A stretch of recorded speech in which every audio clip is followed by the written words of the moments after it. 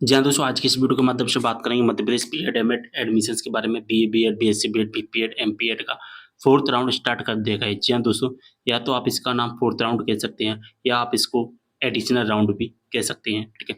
तो इसकी जो एडमिशन प्रोसेस के बारे में तो मैं वीडियो बना चुका जो कि आप सभी को बता ही चुका हूँ। लेकिन आज की इस वीडियो में हम थोड़ी-सी डिटेल और जानेंगे।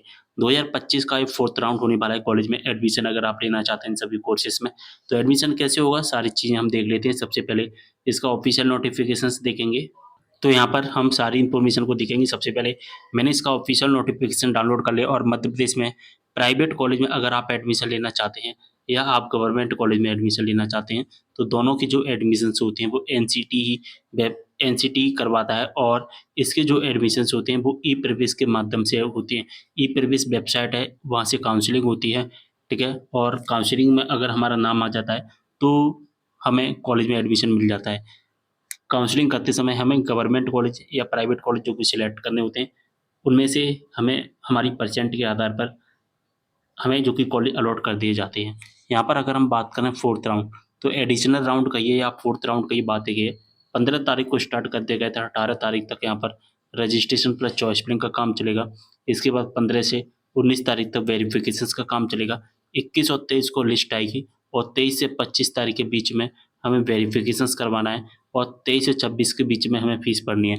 लेकिन यहाँ पर सबसे पहले हम 15, 18 और 19 को क्या-क्या काम होगा वो हम देखेंगे। सबसे पहले हम बात करेंगे रजिस्ट्रेशन के बारे में, तो 15 से 18 के बीच में सबसे पहले हमारा रजिस्ट्रेशन होगा और रजिस्ट्रेशन किसे करना है? न्यू स्टूडेंट को करना है, ठीक है?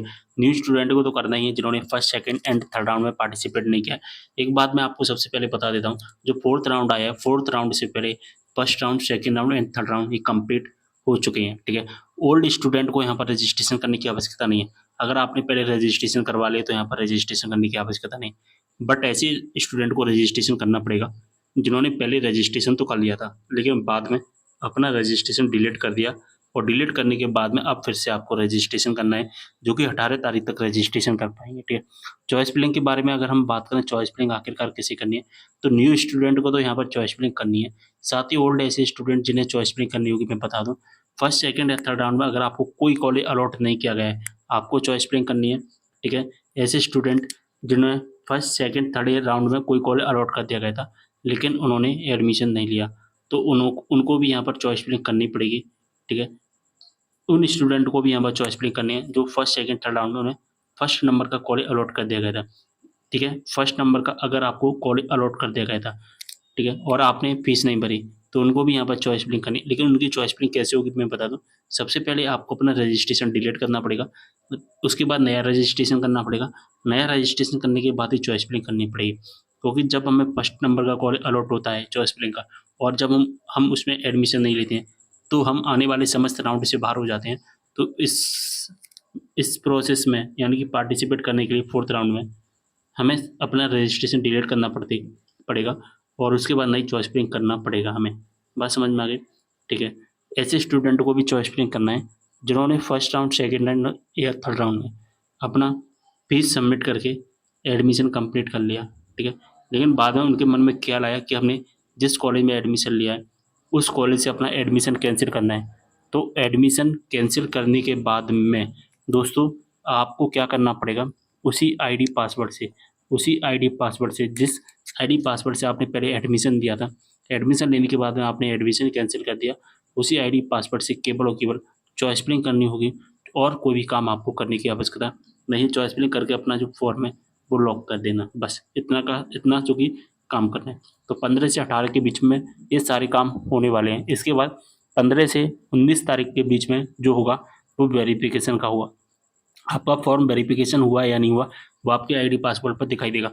फॉर्म वेरिफिकेशन हुआ या नहीं हुआ उसे कैसे चेक करना है, इसके बारे में मैंने बहुत सारे वीडियोज़ अपने चैनल पर अपलोड कर रखे हैं, उन वीडियोज़ को आप देख सकते हैं, ठीक है। और यहाँ पर मैं बता दूँ, जब आप अपना आईडी पासवर्ड से लॉगिन करोगे तो सबसे ऊपर ही ग्रीन कलर में आपका फॉर्म सत्यापित किया गया है। आवंटन प्रक्रिया तक कोई और कार्रवाई करने की आवश्यकता नहीं है। अगर इस तरह का लिख कर आ रहा है तो इसका मतलब आपका वेरीफाई हो चुका है। इसके बाद में 21 तारीख को हमारी रैंक मेरिट लिस्ट आएगी, 23 तारीख को कट ऑफ लिस्ट आएगी। अब 2 तरह की लिस्ट कैसे आती है मैं बता दूँ। एनसीटी का कोई भी कोर्स हो तो एनसीटी में 2 लिस्ट आती हैं। सबसे पहले जो लिस्ट आती है वो रैंक मेरिट लिस्ट होती है, दूसरे नंबर पर जो लिस्ट आती है वो कट ऑफ लिस्ट होती है।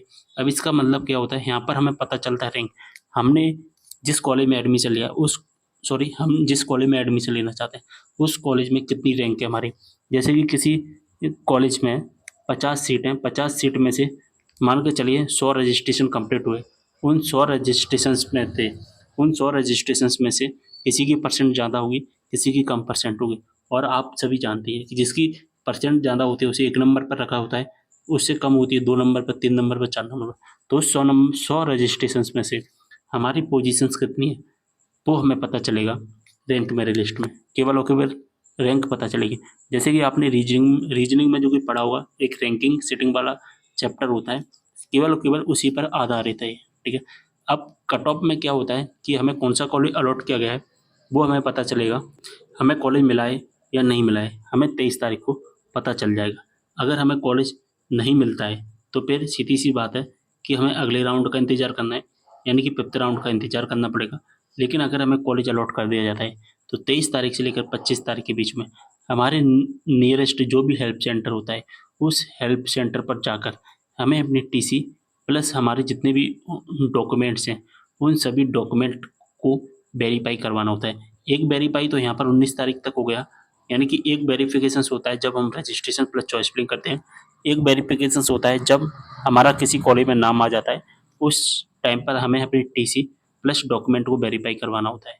जैसे हम अपने वेरीफाई करवा लेते हैं, हमने जहाँ से अपना अलॉटमेंट लेटर डाउनलोड किया वहाँ पर एक फीस सबमिट करने का एक लिंक एक्टिवेट कर दिया जाएगा, जो कि पेमेंट के नाम से आपको दिखाई देगा, ठीक है।